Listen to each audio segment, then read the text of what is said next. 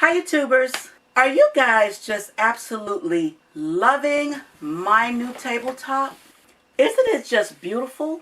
To achieve that look, I use simple square floor tiles. So if you'd like to know how I did it, stay tuned. All that's coming up next on Sewing with Nyler.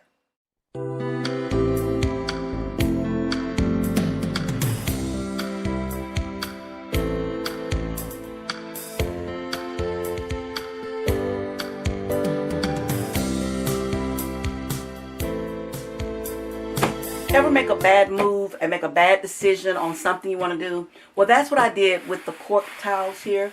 They're adhesive, so you could just kind of adhere them down. They worked fine for the sewing machine not to move or vibrate, but I can't maneuver like I want to. And besides, I want to brighten things up and I want a new look. So I'm going to just remove all of these Cork squares.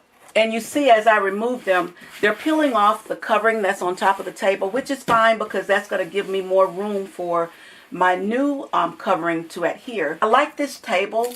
It's an old table, and it's still in great shape except the top because of all my cutting and all the things I've done on it. It has just gotten distorted and just looking really bad. So I thought it was time for a change.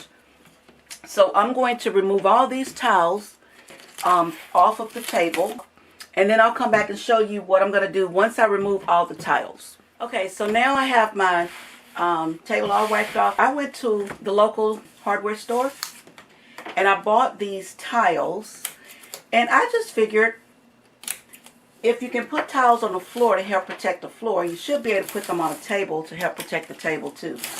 So I'm like, why not? And they're perfectly squared. They're 12 by 12. And you just peel them off. And see, they're nice and firm. So that's going to give me a really good working space on my table. I'm going to start working right here on this corner because it's kind of curved. And what I'm going to do to make that curve, I'm going to make a pattern first. So I'm going to do the curve first, and then it'll be easier to work my way that way. So I have just a scrap piece of cardboard. I'm going to lay it on the edge of the table and make sure that it's flush on both sides. Then I'm just going to take my hand and kind of fold the cardboard down. And when I fold the cardboard down, it gives me that nice curved edge. So I'm going to take a pair of craft scissors now, and I'm just going to draw out where I pressed. And now by drawing that out, when I lay that down, it fits perfectly. So now I'm going to take this and transfer this over to the tile. But I want to make sure that when I transfer this, I want to make sure that I'm catching the edge. So I'm just going to peel the paper off just a little bit so that I can actually see that corner. Because you notice the tiles have the sheets, the paper excess, so you can pull it. So I'm going to take this and make sure it's flush. And I'm going to just draw my line. So now I'm going to cut this. You can cut this with a razor blade around or an X-Acto knife, but I'm going to use a pair of utility scissors, and I'm going to turn it, and I'm just going to cut. And you see this is no match for these utility scissors, so I'm just cutting. And now before I adhere it down, I'm going to lay it down, and as you can see, it's not perfect, but it lays pretty nicely on the edge. And I see that I have a piece of broken tile. That's not good. So you have to be careful when you buy it that you don't crack it. So I'm going to just glue that down after the fact because I've already cut this one and I don't want to waste it. So I'm going to go ahead and just peel the paper off the back. And I'm going to go ahead and adhere this one down. And apply a little bit of pressure. And then I'm going to take the other little piece that broke off, which is fine. I'm just going to go ahead and just put it right back in place. It kind of blends in. It's not perfect, but you don't notice that it's gone. So now that we've done that portion, I'm going to save my pattern because I'm going to use it for the other 4 squares. I'm going to go all the way down to the corner down there. So next I'm going to take another sheet. And this time I don't have to do any special measuring. I'm just going to peel the tile paper off the back, and this is where you want to make absolutely sure that you're flushing the tiles up against each other. And if you want to work with the pattern and change the pattern around a little bit, you can do that too. But I'm not going to do that. I'm just going to keep lining mine up one behind the other. So now I'm going to move on to the upper section.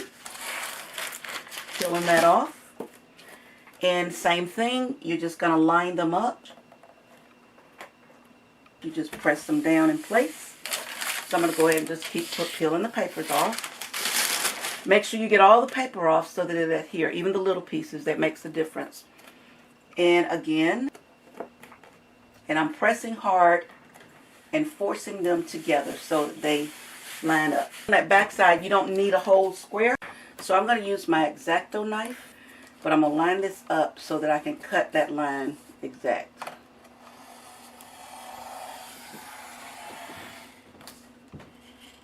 So now I'll take my pattern and measure it and make sure that it fits. And it fits. Okay, so now that I have my pattern, which I really like to use patterns when I'm working on the back of my towel, and I'm lining up right on top of the edges like I did before, and I'm going to draw my line out. I'm going to take another towel and I'm going to flip it over as well, and I'm going to line it up the same way, but this time I'm not going to worry about the edge, and I'm going to draw my line. So this is where you can use your ruler. You can use a clear ruler, which in this case I think I am going to use a clear ruler. And that way the clear ruler also lets you know that it's flush. So when I cut this 6 inch, this 6 inch is going to be perfect as well. So now for this, I am going to use my utility knife. And I like to score mine first. And then that way once you score it, and then you can pop it. And see, that's kind of cool that you can pop it, and then you can flip on this side and you can go back and just finish cutting.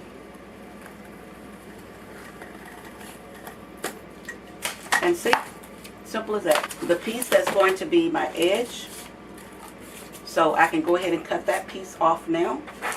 You know, the little rounded edge. So let's go ahead and do that.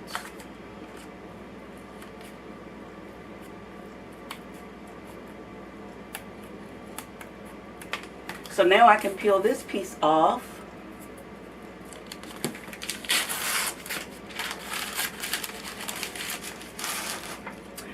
And now I can put it flush up against the other side, and we have a perfect fit. But I'm going to go ahead and peel this one off. Everything lines up. Oops. Reposition. There we go. And I'm forcing and pushing to make sure everything's lining up good. We have another piece right here. So we're going to peel this off. And we'll flush it. And lay it down. Alright, so I'm going to do the same thing for the other end. And then here's our last piece, which has the corner. So I'm going to go ahead and flush it in place as well. I think it turned out beautiful. It feels so nice. And as I had on the other table, I'm going to put my measuring tape down. So I'm going to take it and I'm just going to tape it down.